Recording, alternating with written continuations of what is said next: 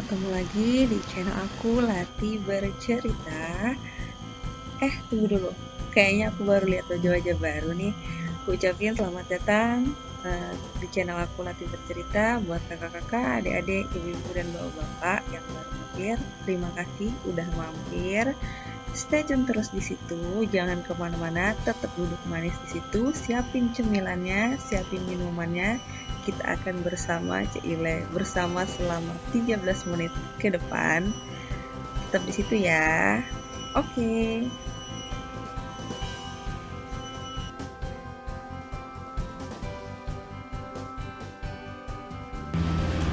Nah, polybag ini tuh isinya tanah, pupuk kandang, terus skam. Entahlah apalagi isinya. Jadi kita mau pindahkan ke belakang rumahku. Kita isi aja arkonya sampai penuh, terus kita angkut deh.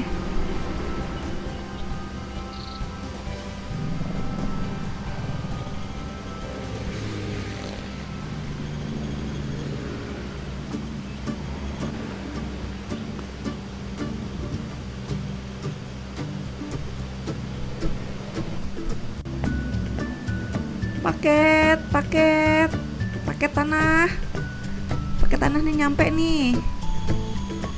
Oke, ini udah di belakang rumah aku. Kita turunin dulu tanahnya. Nah, disusun dulu.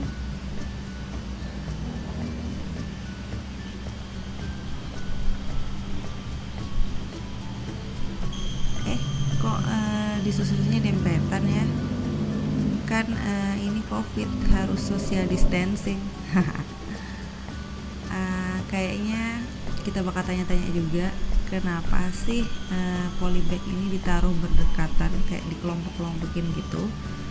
Nanti kita bakal bahas sesaat lagi.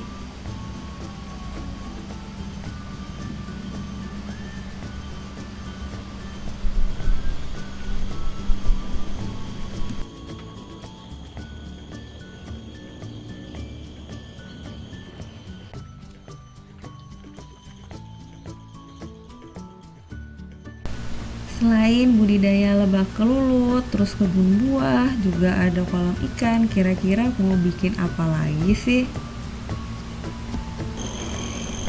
Ya, terima kasih rekan-rekan Lati sekalian.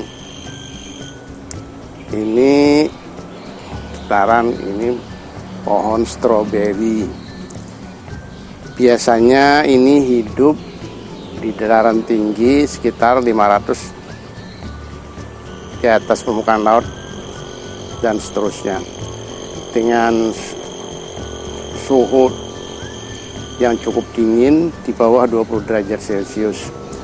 Nah, tetapi di sini ini menurut kebiasaannya ini bukan tempat yang ideal buat budidaya stroberi ini. Cuma kita juga mencoba kembali mengembangkan stroberi ini di dataran rendah yang bersuhu antara 30 sampai 35 derajat Celcius. Apakah dia bisa berkembang? Sudah banyak kalimat-kalimat negatif yang menanggapi ini, bahwa katanya ini nggak mungkin bisa berbuah di sini karena ini adalah tanaman yang lebih adaptif pada suhu di bawah 20 derajat Celcius. Kami mencoba mengembangkan, ternyata ada beberapa pohon sudah mulai berbuah, tapi kita belum tahu sejauh mana, semaksimal apa bahwa ini bisa dikembangkan di daerah di dataran rendah yang bersuhu di atas 30 derajat Celcius. Mencoba tidak ada salahnya. Kata peribahasa orang bahari itu, kalau kita nanam tanaman itu, kalau dia hidup tidak kita kasih makan, kalau dia mati tidak kita arwahi. Jadi tidak salahnya kita coba. Semoga nanti berhasil, sebagaimana juga kami kembangkan kelulut atau Trigona hitama yang dulu itu sebenarnya orang nggak ada. Saya mencari literatur pun sangat susah. Tapi karena kita coba trial and error, coba dan coba, akhirnya sampai sekarang berhasil. Mudah-mudahan juga dengan stroberi ini, nanti saya berharap 4-5 bulan akan datang, sini udah ada ribuan stroberi yang bisa berbuah dan bisa dinikmatin oleh sahabat latih sekalian. Kalau nanti orang berkunjung ke wisata lebah petik madu tanpa sengat ini. Biasanya kalau kita di Jawa itu kita akan menemui di daerah Bogor, di Jawa Barat, di daerah Lembang yang suhunya tadi di bawah 20 derajat Celcius. Di situ memang sangat ideal, buahnya besar dan tumbuhnya subur. Di sini memang belum terlihat jelas, tapi kalau secara perkembangan vegetatifnya, bahwa stroberi sudah cukup bagus. Nah, daunnya lebar, bagus, dan juga cepat menghasilkan anakan. Dalam waktu sekitar 2 bulan dari indukan 2 pohon ini sudah bisa saya perbanyak, sudah hampir 300 pohon. Jadi saya perkirakan nanti 3 bulan ke depan mungkin udah ada ribuan ini. Mudah-mudahan berhasil dan saudara-saudara nanti bisa menikmati petik buah stroberi di daerah dataran rendah. Tidak perlu lagi datang ke Pulau Jawa, ke daerah pegunungan yang bersuhu di bawah 20 derajat. Nah, saya juga belum tahu bahwa ini berhasil atau tidak. Tapi saya yakin kalau kita usahakan, kita cari nanti literaturnya, kita cari informasi yang lebih mendalam, kita pelajari lagi, insya Allah bahwa perkebunan ini juga akan berhasil. Terus kalau dilihat ini kok kayak dikelompok-kelompokin, itu kenapa? Ya, ini stroberi ini sebagai pohon induknya. Nanti dia akan melahirkan sulur, nah seperti begini. Nah nanti ini kita cangkok, kita kasih ke polybag bekasi tanah, nanti kita tanam di sini, dia akan hidup. Nah setelah itu makanya ini, nah ini sudah, ini ada pohon indukannya, ini 1, 2, 3, 4, 5, 6, 7, 8, ini 9. Dalam waktu setengah bulan dia sudah bisa melahirkan, ada 9 anakannya. Tapi ini belum bisa dipisah, makanya sih numpuk. Dia yang ini masih nyusul ke sini, yang ini masih nyusul ke sini, yang ini juga masih nyusul ke sini, ini nyusul ke sini, dan ini semuanya. Kalau ini dipotong, ini belum bisa mandiri, nanti akan layu, akan stres, terhambat perkembangannya. Tapi setelah dewasa, nanti baru kita pisah kembali. Gitu. Jadi ini juga nanti setelah kita pisah, ini akan melahirkan lagi anakan berikutnya lagi seperti begini. Nah seperti begini ini muncul. Nah ini nanti kita taruh lagi kayak gini. Nah ini akan muncul akar. Jadi begitu kita masukkan di polybag yang berisi tanah, dia siap menjadi bibit stroberi baru. Jadi itu tuh kayak tali pusarnya gitu ya? Ya, kalau dia mau makan manusia mungkin ini tali pusarnya masih tetap dia nyusul ke sini gitu. Terus tandanya kapan harus itu sudah bisa mandiri, bisa dipotong itu kira-kira berapa lama? Setelah kira-kira 1 bulan, ini udah baru kira-kira 2 minggu, ini nanti 2 minggu lagi yang seperti begini, ini sudah kita bisa pisah. Karena ini kenapa tidak cepat-cepat kita pisah? Karena ini di samping dia untuk menghidupin sendiri, dia kan juga akan menanggung yang ini, yang berikutnya ini, nanti menghidupin ini lagi, yang ini juga. Jadi kalau masih kecil kita potong, sudah ini nggak kuat untuk menghidupin yang ini, yang berikutnya ini. Jadi kalau 2 minggu lagi kira-kira ini sudah cukup mandiri, dia bisa menghidupin ini, dan ini juga nanti bisa menghidupin yang ini, menyusukan gitu. Jadi akhirnya kalau kita potong lebih cepat, nanti ini belum mandiri, untuk dirinya sendiri belum mandiri, apalagi nanti dibebanin yang berikutnya ini, berikutnya. Terus kalau misalnya indukannya nih mati gitu, nah layu, terus apakah pengaruh ke anak-anaknya yang lain?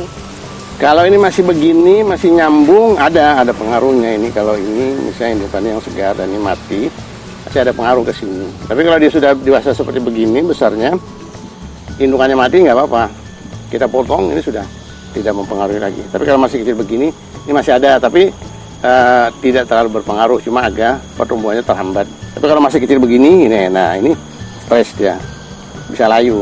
Kalau yang begini ini indukannya mati, ini masih sebesar gini, ini masih belum kuat. Jadi kalau indukannya tadi layu, habis itu terus yang anaknya ini masih belum cukup untuk dipotong, Terus daripada dikhawatirkan layu juga, apakah sebaiknya dipotong atau bagaimana? Kalau ini sudah layu benar-benar mati ya kita potong, tapi kalau masih hidup ya masih ini juga kita bantu untuk disiram, dipupuk dan segala macam supaya nggak mati. Ini juga akan ikut. Tapi kalau memang termasuk mati, ya memang terpaksa ini kita potong.